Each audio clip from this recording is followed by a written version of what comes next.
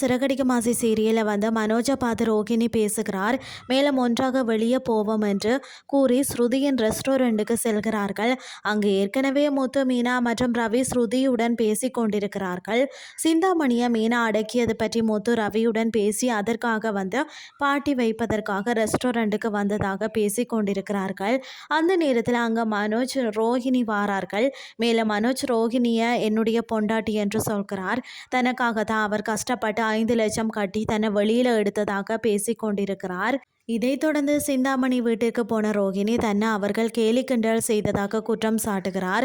அவர்களை சும்மா விடக்கூடாது என்று சொல்ல சிந்தாமணியும் தன்னையும் மீனாவும் மிரட்டி விட்டு பத்திரங்களை வாங்கிட்டு போயிட்டார். அவர்களுக்கு வந்து சம பாடம் புகட்டணும் அப்படின்னு சொல்கிறார். அதன்படி பைனான்சியரிடம் சென்று விஜயாவின் வீட்டை ஒரு நாளைக்கு ஜப்தி செய்யுமாறு நோட்டீஸ் அனுப்ப சொல்லி கூறுகிறார்.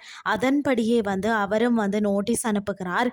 இந்த நோட்டீஸை ரவி பார்த்து அதிர்ச்சி அடைகிறார். மேலும் வீட்டில் உள்ளவர்களிடம் இந்த விஷயத்தை சொல்ல அண்ணாமலை உடைந்து போகிறார். அந்த நேரத்தில் மனோஜ் இப்பவும் ஒன்றும் கெட்டு போகலை, இந்த வீட்டை வேறு ஒருவருக்கு விட்டுட்டு அந்த காசை பைனான்சியருக்கு கட்டுவோம் அப்படின்னு சொல்ல அங்கிருந்த முத்து மனோஜை கண்டபடி திட்டுகிறார். இதுதான் இன்றைய நாளுக்கான எபிசோட்.